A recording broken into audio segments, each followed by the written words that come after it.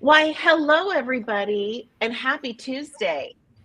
Happy Tuesday. Welcome to Fight Club. Hi.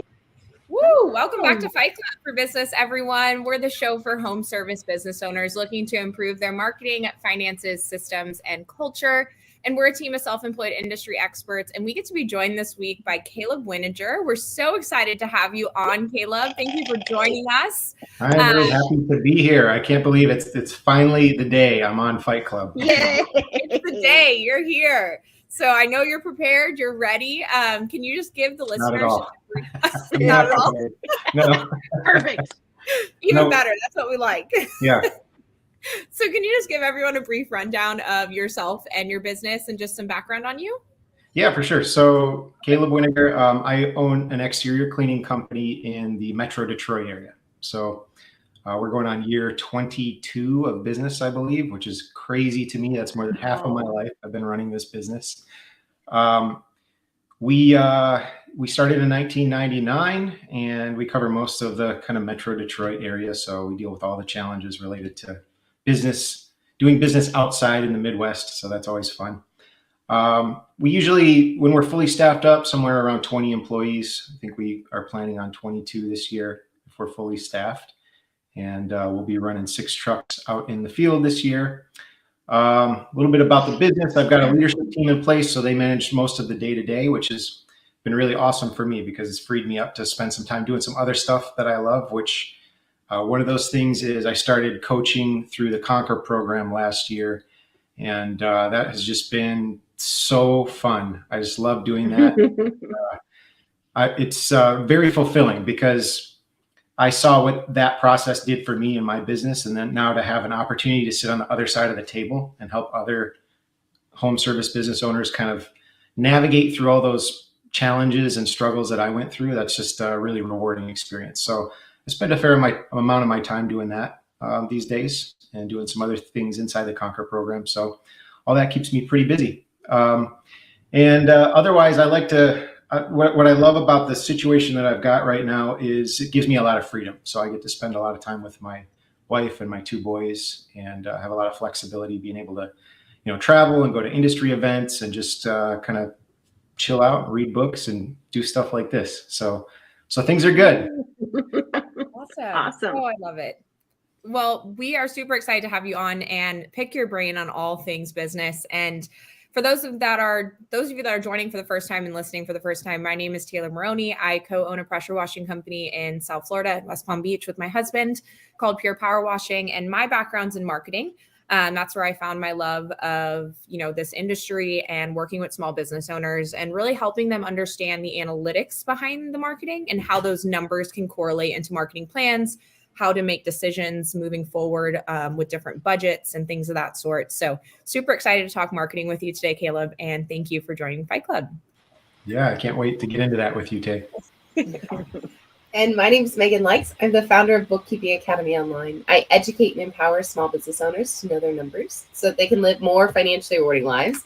I also own Likes Accounting Company, a full service accounting firm where if you're a listener that doesn't like doing your own bookkeeping, you can outsource that to me and my team.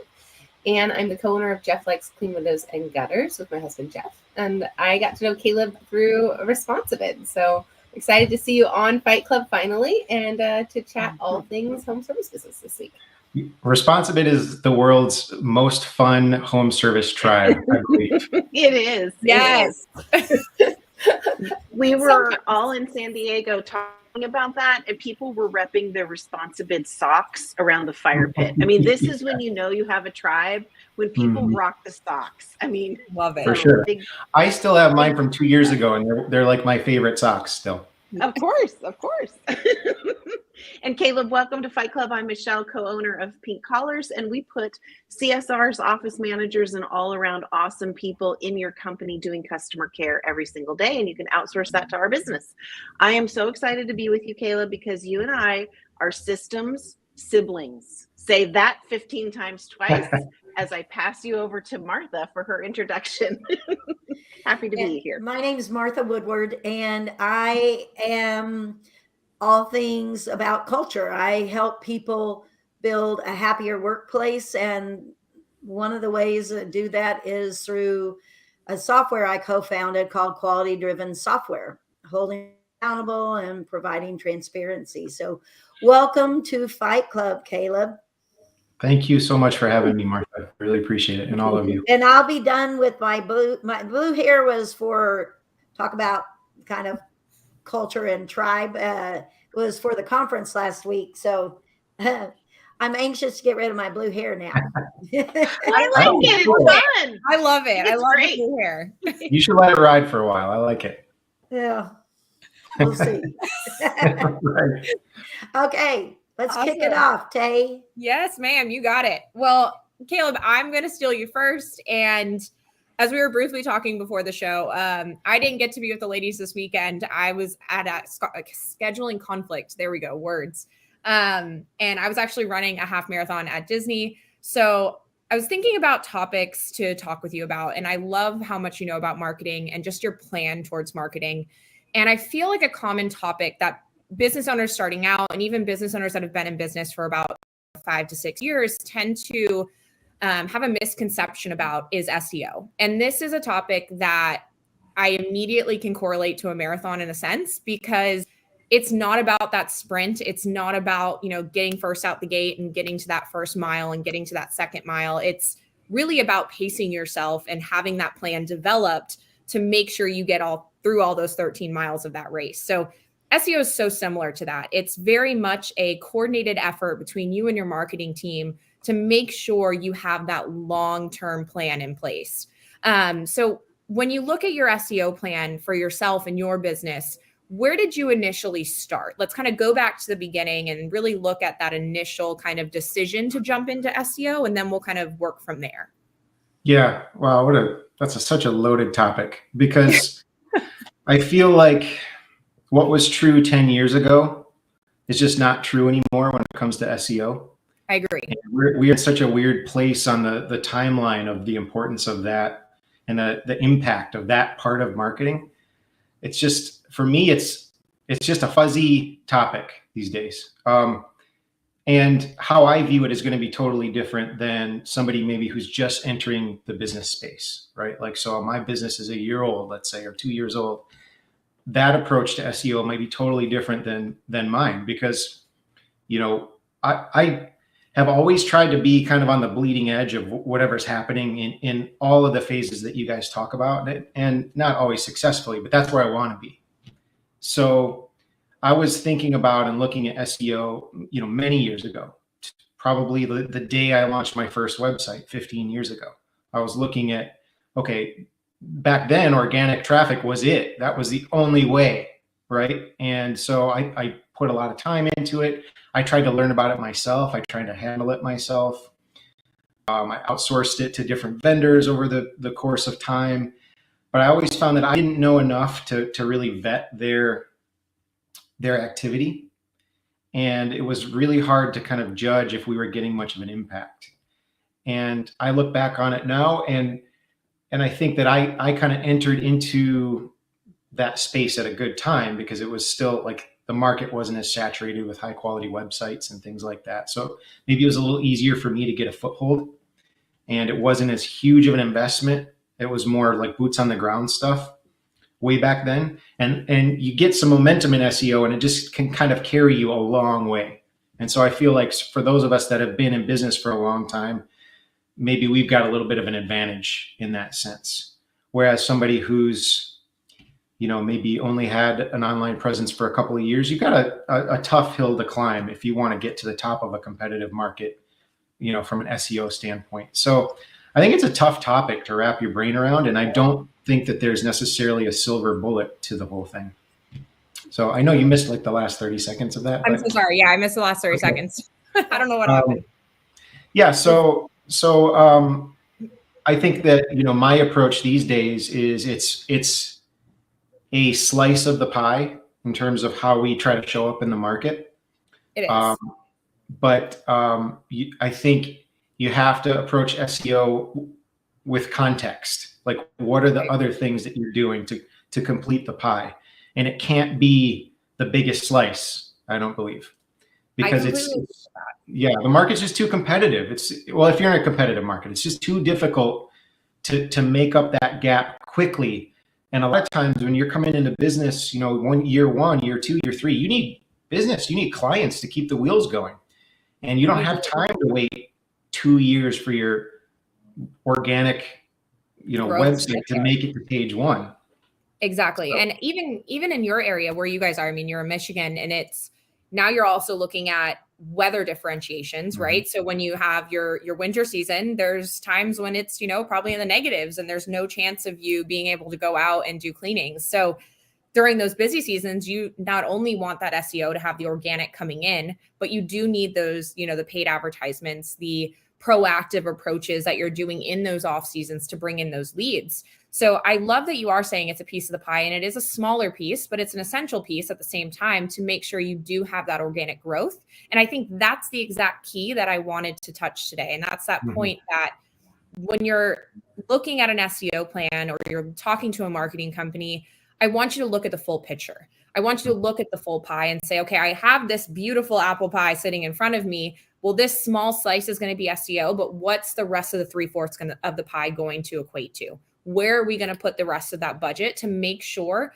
we're really complementing the SEO plan? Because it does complement each other, like you're saying, and allows you to have that lead flow in addition to the organic growth. And it takes time. That's the biggest thing too, is it takes time. And I don't want people to, when I've worked at marketing companies in the past, that was a big misconception we had to kind of immediately, you know, stomp on and just squash. Because if you're not looking at an SEO plan and saying, okay, I'm going to invest into this, I'm going to invest my money for 3 to 4 years to make sure I see that growth year 5, year 6, year 7, which you'll still see it in the beginning years, but it won't be what you're thinking it's going to be from the start. And that's, to me, as if someone's listening today and someone is thinking about SEO or looking to figure out how organic growth can help them, just know that the budget is a big part of that. And I know Megan loves that I talk this kind of way when it comes to SEO, because if you're not planning budget wise for a year of knowing that, say $300, $400 of that budget is going to be going into SEO, and there's a chance that that return's going to be a little bit lower in the beginning, then unfortunately you're looking at it in the complete wrong light. Yeah. I kind of look at SEO as sort of like a mutual fund or maybe an IRA, where you're putting money into it and the return is at some distant point in the future. And you have to embrace that. Whereas, you know, other things like boots on the ground marketing or, you know, sales or, you know, pay-per-click, maybe that's more like, you know, getting a good deal on a car and flipping it the next day or something like that. You know, the return is a lot faster. So it's just different approaches to the same end goal. Another thing that I think is really important though, Taya, and I would love to get your opinion on this, is it's not only important to assess,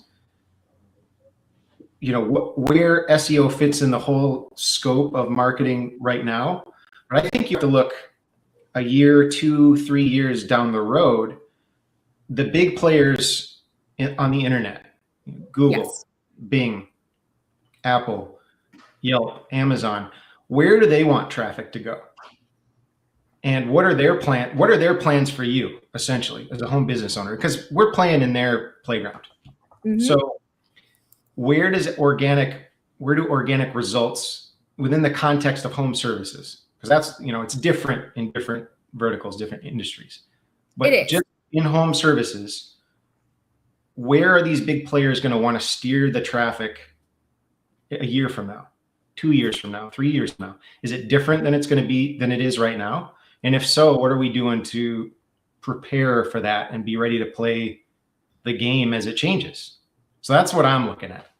Absolutely. And so we all know it actively changes, right? When you look at your Facebook markets, your Instagram, your Google, the algorithms that come out constantly from these programs and platforms is on a quarterly, sometimes, you know, monthly, whenever they get these algorithms set in stone, they're ready to launch, they're pushing them out immediately to make sure they're bettering the experience.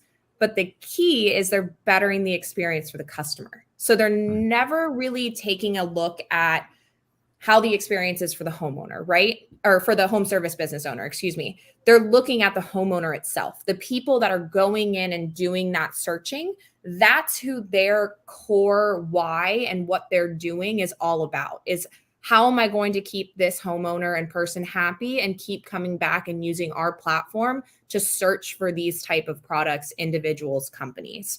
So that's always something I like to keep in mind when I do look at these platforms.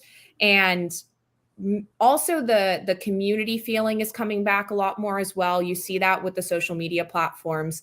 They want the more interaction. They want more engagement from the owners themselves in a real context. So not in the before and after photos, which are great. I'm not going to say they're not great. They provide a lot of value, but they also want the before and after pictures with a story behind it as to why this homeowner came to you, what was their problem, how did you solve it, and explain that process to us. So the more detail, the more honesty and just authenticity that you can bring and vulnerability that you can bring to the platform as a business owner, I feel is really truly where the future is going. And again, it can change in 24 hours. I mean, I can say this today and it can be a totally different direction by Friday, but that's really where I see with what we've seen in the last few years, that authenticity is going to start shining through a lot stronger. And if you're hiding in the shadows and not really wanting to show your most authentic self from your brand and from your company, then you're going to have further problems down the line, in my personal opinion. Yeah, I think that's a great point. That's something that I tend to shy away from. I don't like the idea of being the face of my company. It doesn't feel comfortable to me. I can see my husband feels the same way. Yeah. So I think it's a very common feeling for small business owners. Absolutely. But I will say that you can navigate around that. It doesn't have to be you. It has to be somebody. So you need to be intentional about who's going to be the face of your company, but it doesn't have to be you. So that's kind of what I'm working on now. It's like, how do I sort of exit that seat, that part of my business? I agree. You mentioned something that I think is really interesting. So these big players, they want to create an environment where there's engagement between the searcher and the provider. But ultimately, the motive behind all that is revenue, right? So follow the money. The engagement drives more traffic. It makes their platform stickier, so people stay longer. So I'm looking at it like, when it comes to marketing, where am I going to allocate my marketing budget? I'm going to follow their money. What's Google investing in? What's Amazon investing in? What like tools and features are these platforms building out? Same with Facebook, Yelp.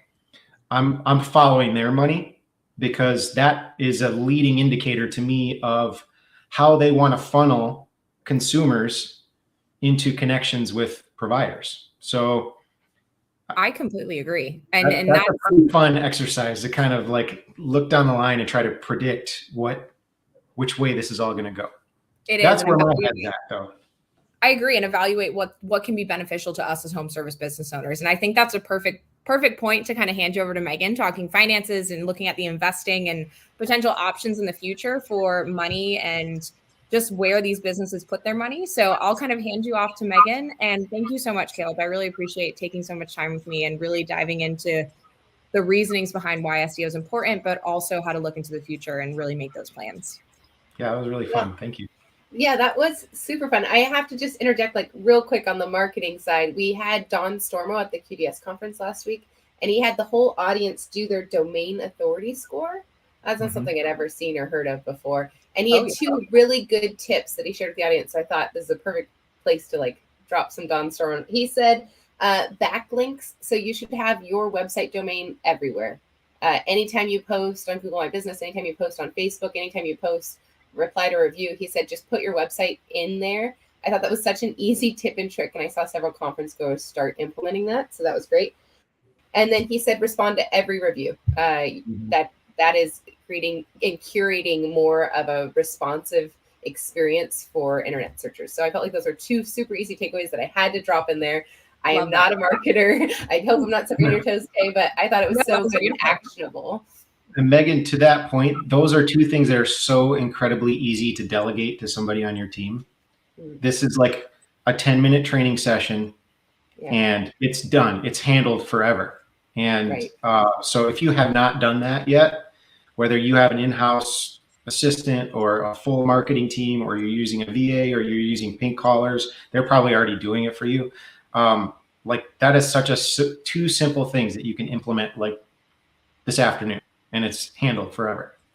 So I really smiled when I saw people from the conference like putting their domain names in their posts. I was like, oh, I see you. I see what you did there. You were listening. Okay, so I had a list of things I thought I was going to talk to you about, and then you guys went down a couple of rabbit holes where I was like, ooh, that's a good one. So I'm going to give you a menu to choose from, Caleb, of our topic around finance today, and you're going to just choose the one that makes your heart sing the most. Unfortunately, usually I give you 3 choices. Today I'm giving you 5 because you brought up a couple things with pay. Lay it all on me. I'm sure something will happen. The first one I feel like we could talk a lot more about, but I just have a comment. I love this idea of SEO as an investment. I love this idea of like putting in contributions now to make withdrawals later and letting it grow. So we could talk about inflation, because I have personally decided to approach inflation with marketing spending today's dollars for future earnings. So I feel like we could have a very interesting conversation about inflation and how we're making business decisions. You mentioned winter. Like, I forget, you live in a place that's very cold. And so I think we're hitting the tail end of winter. So we could talk about saving for winter strategies, or maybe some quick cash accumulation strategies for those business owners that are sitting in the very, very cold areas and running out of savings account balances. We could talk about that. I thought we were going to talk about KPIs, because you are like the systems guru of Conquer, and I know you guys have some cool KPI dashboards, and so I thought that could be like a super fun chat. And then I guess I'm going to lump the other two together. You were voted the GOAT of sales at ResponsiCon. I think you missed getting your award, but there was literally a GOAT as your award. So greatest of all time, responsive bid seller, responsive bidder. And I feel like we don't talk about sales very much, although the past 2 weeks we've definitely talked about sales. But we could talk about sales with you, because you were one of the first responsive users I knew that was using it with salespeople. So recap: sales, KPIs, saving for winter, or finding cash when winter savings are depleted, or inflation. Those are your choices. I can knock out 2 really quick. So the winter like savings / cash flow / funding. I feel like that's timely. Do you think that's timely? Yeah. Like, even in California, I get really nervous this time of year. I'm like, I need that phone to start ringing, because this savings balance is making me a little uneasy. Right. So a couple of quick tips that have helped us, and I'm full disclosure, like, we don't have this nailed. It's a challenge for my business, always has been.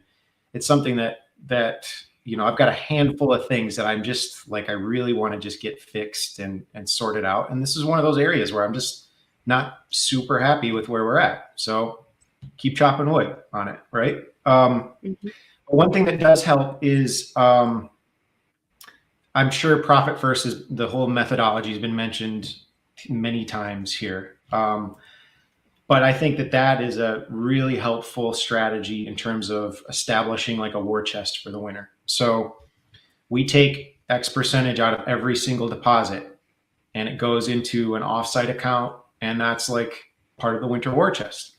And if we have extra money in there, then that also funds our discretionary bonuses and fun things and stuff like that as well. So that's just a simple thing to implement. I believe you should at least be doing that for your taxes automatically, and then for your profit for sure. And then I think the third thing for sure should be like a savings account, essentially an emergency fund. So that's been really helpful for us. Pretty easy to implement and easy to stay consistent with, because that psychology of you're going to burn up whatever assets you have access to, that's totally true.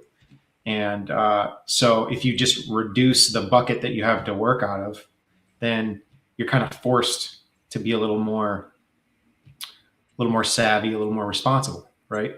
And so all that lends itself to kind of getting through the lean times.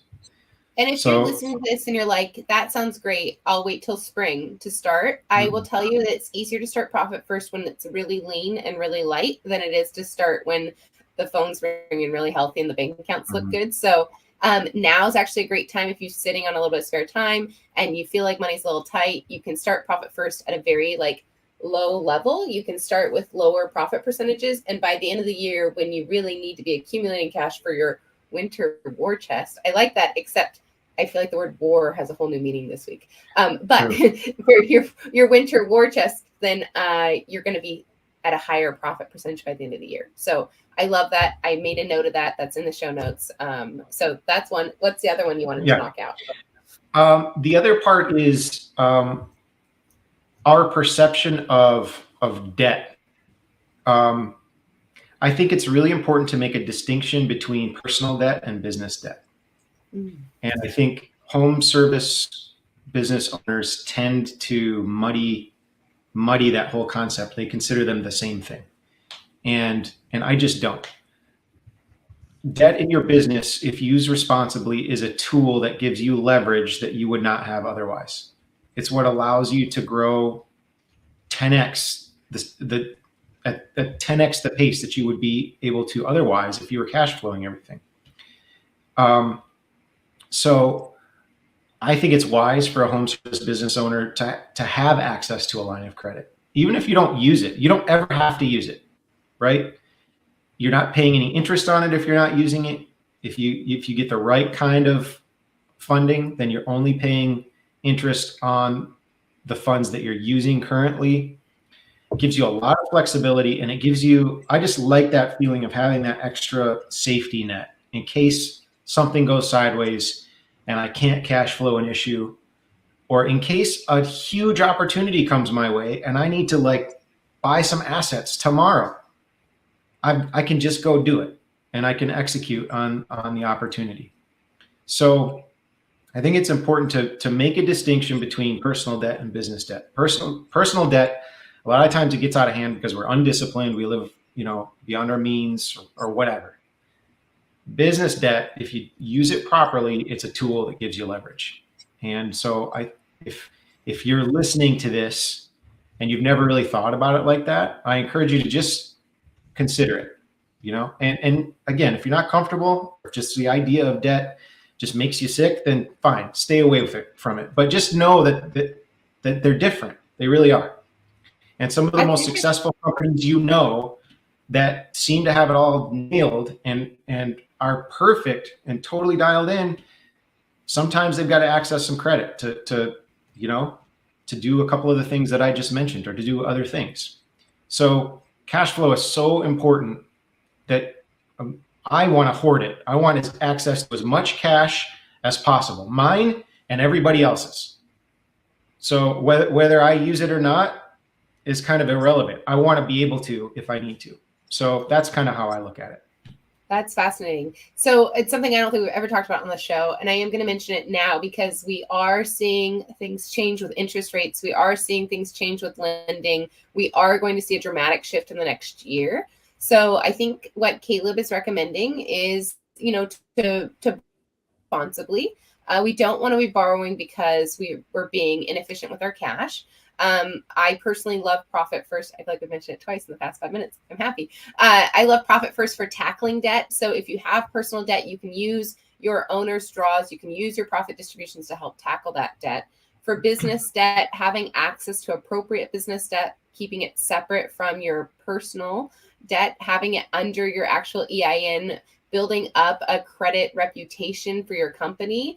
And often it's as easy as going to the bank and asking for that line of credit, but you need to be disciplined to not use it unless you're using it to finance that unique opportunity, that very time sensitive opportunity that you wouldn't be able to cash flow otherwise. Caleb had a really good point. You're not using it, you're not spending money on it. Our $100,000 line of credit at our local bank costs us $150 a year if we're not using it. It's a very low barrier to entry to have access to that. And it's a good time to lock it in now, because I think that we will see lending tighten up over the next year. So that's a good reminder, a good point. And then on his last note, I'm just going to mention inflation again. If you find yourself sitting on cash, our recommendations for the cash reserves have changed as inflation has creeped up.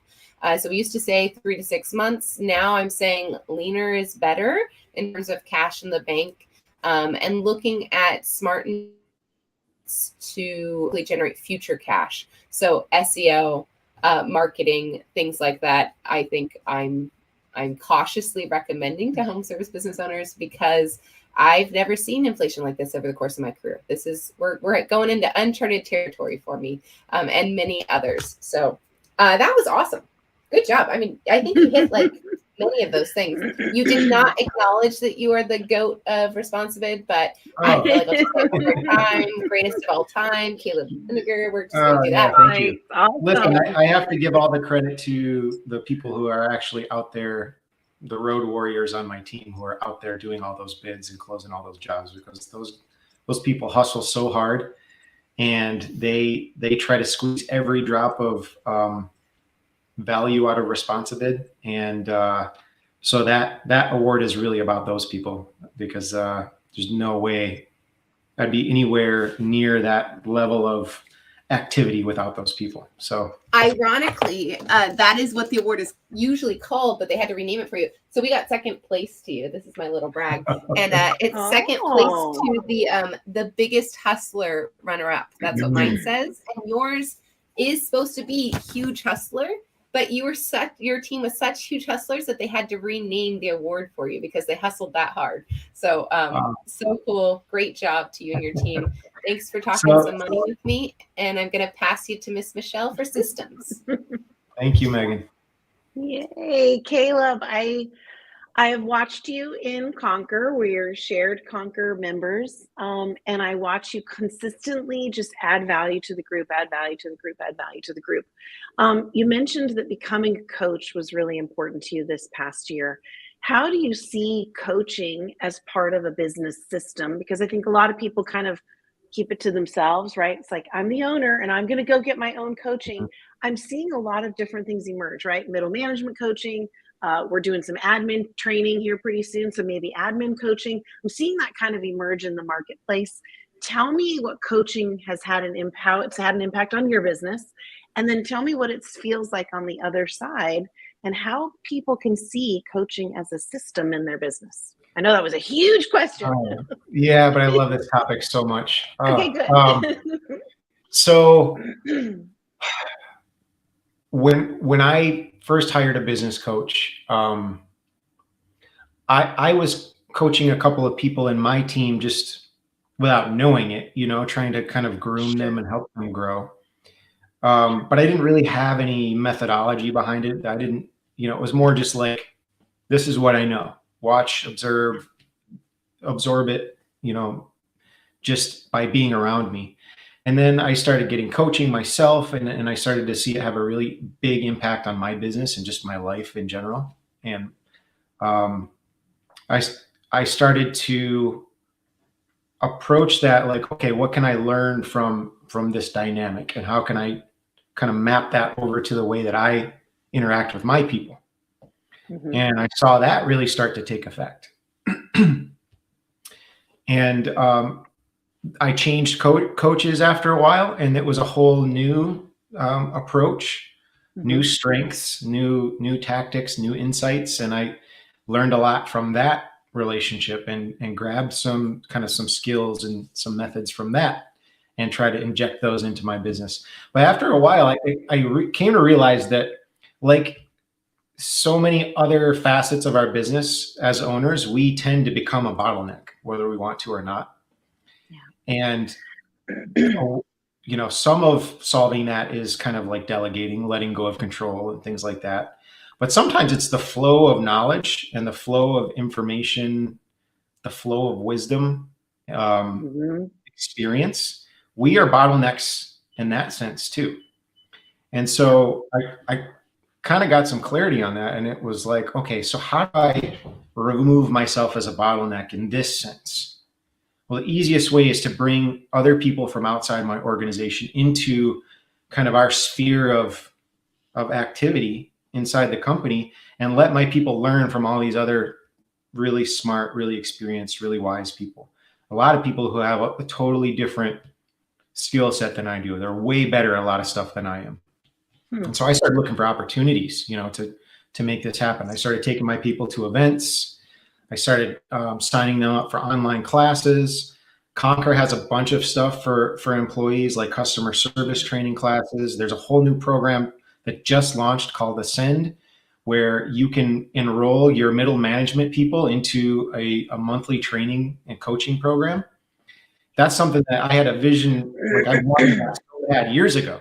And I'm so glad I think there's such a huge need for that, because now not only do I get to coach my people, and I get to create coaches in my own business so that they can, in turn kind of spread their knowledge and experience, but I can bring in outside influences now too.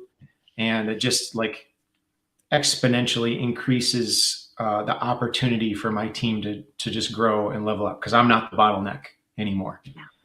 So I feel like that's a huge, the ROI on that is just untold. I don't even know what it is yet, because, we're still on an upward trajectory as far as bringing that kind of influence into my company. Yeah, I love that. We're constantly looking for people too at Pink Collars to kind of grab and bring into the ecosphere. We had a meeting with Matt Clark recently on DISC and some other things in our business. So I love that other perspective. And I would encourage those out there listening that don't have a coach or haven't seen a coach, start looking in your industry. Every industry seems to have these professionals that are really grabbing that industry specifically. And I'm grateful for what Conquer's doing, but I know that there's some great programs out there all over.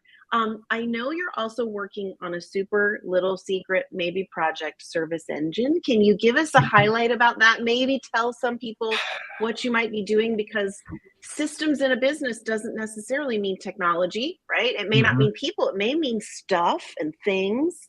And I feel like that's kind of where that is going, but tell us a little bit about that if you don't mind. Yeah, so that's not a fully formed idea, which I tend to have a lot of not fully formed ideas. Hey, I'm the queen of those. Welcome. Right. So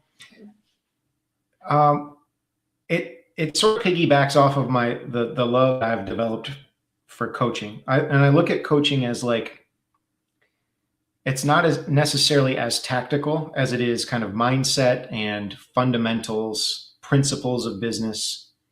That's what we tend to focus on, at least in Conquer, and my approach to it is I want to help people develop into CEOs. And but there's a whole other facet of business where we get into the tactics, like how do things happen in an orderly or an organized way, or in an automated way, or in a way that produces predictable results, or in a way that can be scaled. And I think a lot of business owners get stuck on that side of it because maybe they don't have the knowledge of software, or they don't, they've never sat down and created a system, or created a training program, or created scripts, and they just don't know the tactics behind how to produce that stuff. Yeah. And so I see a lot of opportunity there, whether it's kind of automating a customer life cycle process, or helping people systemize maybe their inventory or their performance, their performance reviews, how those are conducted, or their vehicle maintenance. There are so many awesome tools out there to make this stuff really easy and repeatable. Putting it all together in a neat and tidy package that's kind of plug and play is hard. It takes a lot of work. I'm still trying to learn how to do that just right. So, and I think for a lot of us, it's not worth the time investment to try to figure all that out, because that could be a whole career in and of itself, right? And we're trying to run that thing that has to operate every day. We don't have time or bandwidth to become an expert in this, in some other field. So that's when it makes sense to bring in not a coach, but maybe a consultant, something of that nature, where we can sit down and talk tactics. What's your desired outcome? This is the process that we're going to build to make that happen. This is how it works. And, you know, we're going to plug it into your business. And so that really intrigued me, that whole idea. As far as, you know, there's so much to that, right? So as far as like which particular aspects of that I would want to get involved in, I'm still kind of fleshing that out, you know? I feel like, have you ever gone into your bedroom and it's a total, like when you're a kid, a total disaster, it's a total nightmare, and there's just 900 things. You just sit on the bed paralyzed because you don't know where to start. Yeah, I get it. I'm kind of looking at this project that way. Like there are just so many ideas and so many opportunities and so many ways that small businesses could be helped on the tactical side of things. I'm kind of working on like, where do I want to land in that space? Well, when you're ready for beta testers, I know I'm one. I'm sure that there's a lot of people listening that would be one, that would love your big brain in their business. So anytime you want to jump in, just let us know, because we're going to be ready. So I hope you know what you're signing up for. I've been begging. People pay good money for that, like that customized experience of having a second set of eyes on your business and your systems. There's so much value there. We all have blind spots in our own companies. I 100%. Absolutely think you're onto something gold there. And I dropped the link to the service engine even because there's still a request to consult. So that's it. There is. Yeah, there is. Sorry, Caleb. We told you it was Fight Club. We didn't warn you that we were going to throw something out there into the world. So speaking of which, when we do all these things, it takes awesome people to get it done. And this is a perfect segue to hand you over to Martha, and she'll talk to you about people. Thanks so much, Caleb. I am very excited to talk to Martha because I want to pick her brain. Oh, okay. Well, I don't know that I've ever done this before, but I heard you mention one thing, and it's just a really small piece of culture and people. But I thought, we really never talked about that topic. You mentioned performance reviews, and when I'm working with people, it's surprising to me how many businesses don't have performance reviews as part of their process, that it happens, and it happens in an intentional way. So let's talk about your process. And then I bet my process was different because it had to hold me accountable. So take it away, Caleb. Tell us about why you do performance reviews and how you get those carried out. Yeah. So I do want to touch on something you mentioned, that it's kind of surprising how often that gets neglected. Mm-hmm. And I look at that as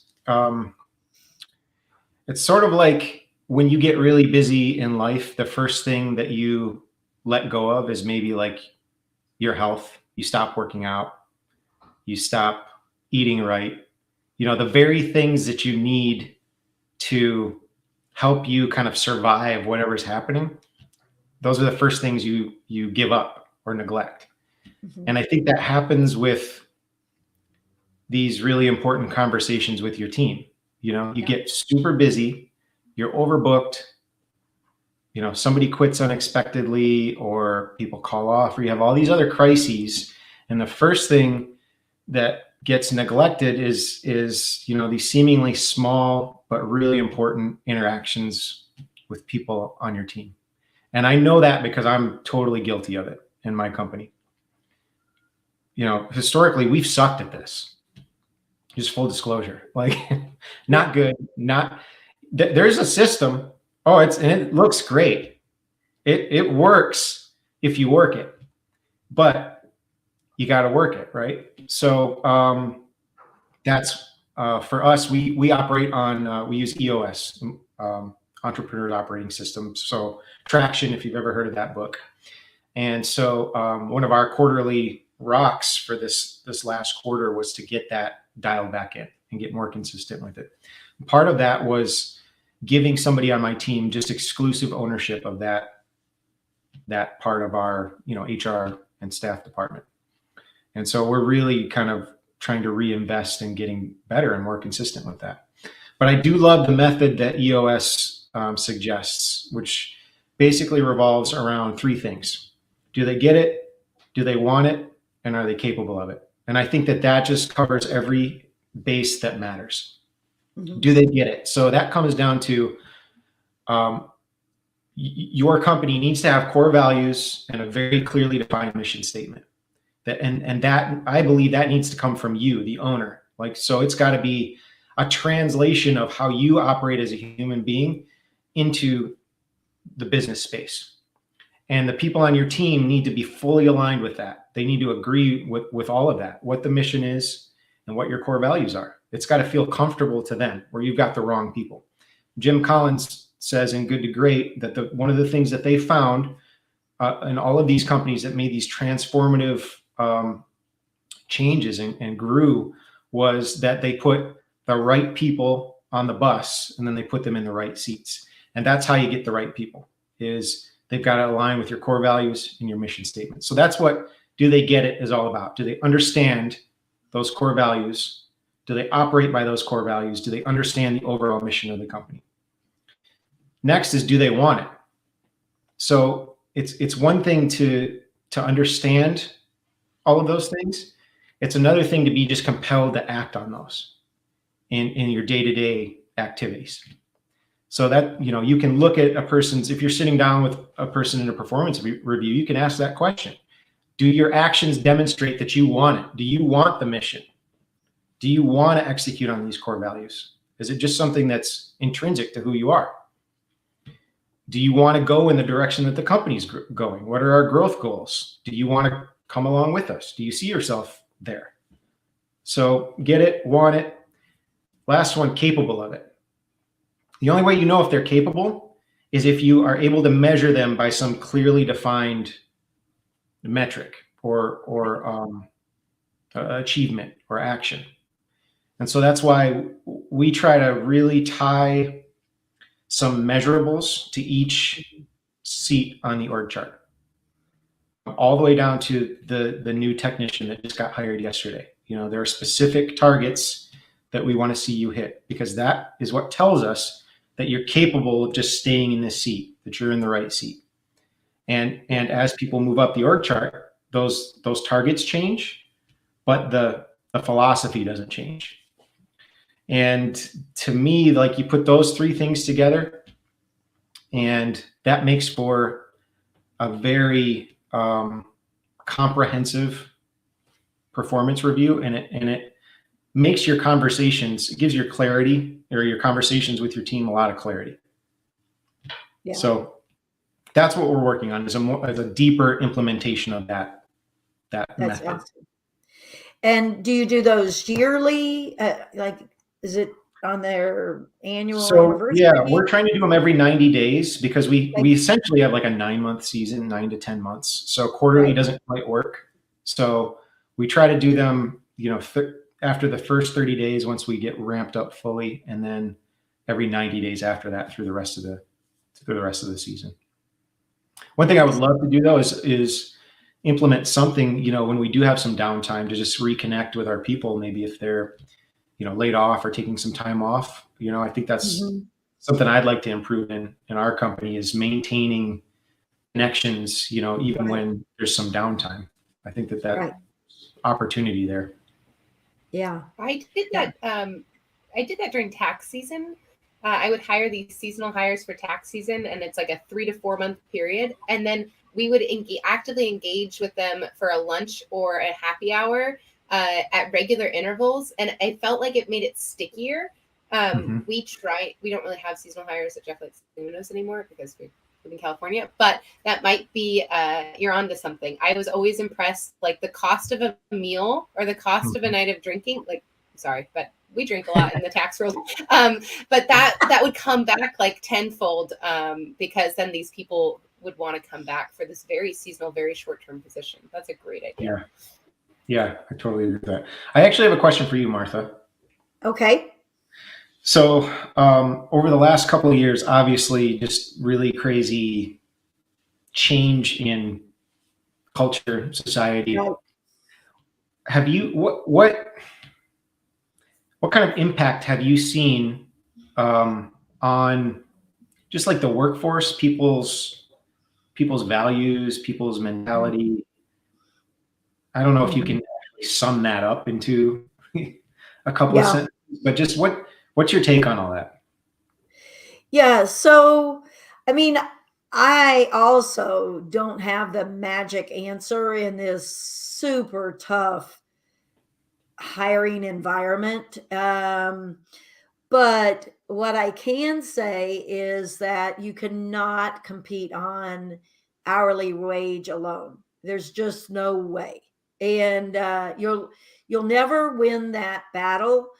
You won't win it for the long haul. You might get people that come, but those are turnover people. So to me, the best employees are not the ones that are looking for just the money. You have to be competitive for sure with your wage, but the best employees are looking for more than that. And they are looking for community. They are looking for that cultural fit and having a purpose. So you have to have a culture that is very engaging, fun. It's community based. And so there's a lot of ways that you can grow there. But yeah, I mean, that's a whole huge topic. And, you have to, you talked about measurables. You have to, gamifying things is huge with our employees, especially millennials. And I think millennials get a bad name. Millennials make us better. In my opinion, millennials make us better employees. And, in the old days, yeah, people came and they stuck. Well, that is just not true today. And if you want to be a superpower employer, then you got to figure out a way to make millennials stick longer. And so, yeah, that's a huge topic. I will say along the lines of performance evals for people who are out there that are kind of like I was, in that I had the best intentions and I wanted to do performance reviews, but life would get in the way and I'd be like, oh, okay, I'll do it. Okay, this person's year anniversary came and I'll do it next month. Well, I wasn't very good at sticking to that. And when I did my first performance review with the staff, I was so surprised that nobody really had ever been through that process. Mm-hmm. And I had come from a corporate background. And so to me, they were very important. And then when I brought my field staff through those, I was so surprised that they had never been through that process.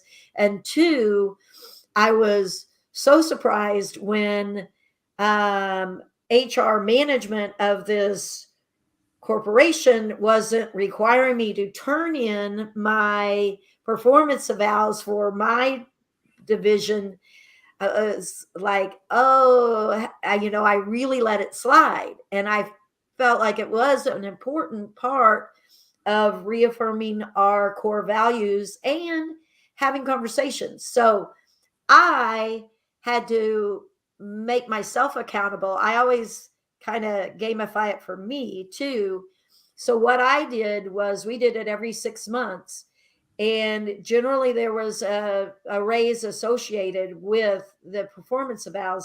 So I let my staff know we would do it in January and we would do it in July. And so they knew there was money tied to the performance evals. So if I didn't mention it, they mentioned it. Hey, when are we doing our performance evals? And I could not slide under the radar.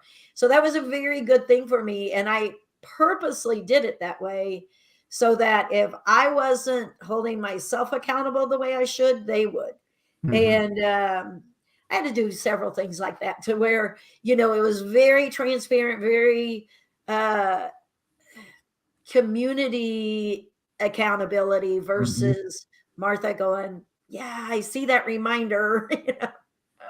Yeah, I think that's a huge point. And I read this somewhere, and I wish I could remember the reference, but the point was people crave that kind of feedback. Your team needs that from you. Yeah. They want to know where they stand. And if that gives them a sense of security. And when you're not consistent with giving that feedback, when you miss those appointments or when you put them off or skip them altogether, you're just creating frustration for them. Right. And you're destabilizing the environment that you're working so hard to create. And I thought that was a really eye-opening point for me, that I always thought of performance reviews as, oh no, I'm going to get sat down and told what I'm doing wrong, and but that's not how, if you have the right people in the right seats on the bus, that's not how they look at it. Yeah. They look at it as an opportunity to grow and to know where they stand. And that gives them a sense of security. And I think that that's really important to remember. The other thing is, you were talking, it kind of got me thinking, I love the idea of performance evaluations being a dialogue. Like, I want to get evaluated, right? So one of the things that we talk about in our leadership training is leading up and down the chain of command. And everybody, no matter where you're sitting on the org chart, you need to be able to lead up sometimes. And I think that performance reviews are a perfect opportunity to create that scenario. So part of what's in our performance review questionnaire is an opportunity for the employee to give us feedback, or to give their direct report feedback on what they're doing well. Absolutely. What they're not doing well, where they need more support, where we need to keep, double down on something we're currently doing that's working. And I love that, creating that environment where this is a collaboration, because we're in a state of continual improvement, all of us together. And so that's part, I think that's part of what your performance review should be. Yes. And I like your point about it needs to be very measurable. Make sure that your performance review is very measurable, because nothing, people should never be evaluated on something that feels like favoritism, subjectivity, and it should be very measurable. You either hit it or you didn't, so anyway, we could go on and on about it, but we're running out of time. But thank you so much. And we do homework at the very end of the show, and we'll start with Tay and then work our way through. So Caleb, if you want to do homework, then assign homework, you can. We tell our listeners to do one thing, so not all 5 pieces of homework, but get one thing done. And that's how this show is different. So Taylor, take it away. You got it. All right. So just to reiterate what Martha said, please only choose one piece of homework. If you really feel compelled to go for a couple more, go for it, but make sure you finish that first one first. And we do have an accountability group and a private group that you can interact with and be able to talk with us and get assistance with homework if needed. So that we'll go ahead and drop that in the comments as well. And that's always in our link for the podcast. So marketing homework is going to be pretty simple this week. And it's just a mindset shift. This week, I really want you to take a look at marketing and how it is a whole pie, like Caleb said. There's not one piece that really doesn't go and kind of work on its own. They all really need each other to be able to be cohesive and working together to provide a really great marketing plan for you. And SEO is one of those pieces that we talked about a lot today. And in that piece, it's that mindset shift of investment and really that kind of IRA fund that Caleb had mentioned and how that's going to give back to you in the future. But right now you have to know that that investment is an investment and it's going to pay off in the long run. So we're going to talk a lot about mindset this week. And if you have questions about that, if you just want to talk that mindset out further, feel free to reach out in the group, and I'd be happy to jump in on those conversations and discuss with you all. Love it. We're going to talk about debt this week. That's something we've never talked about on the show before, and I love that Caleb brought it up.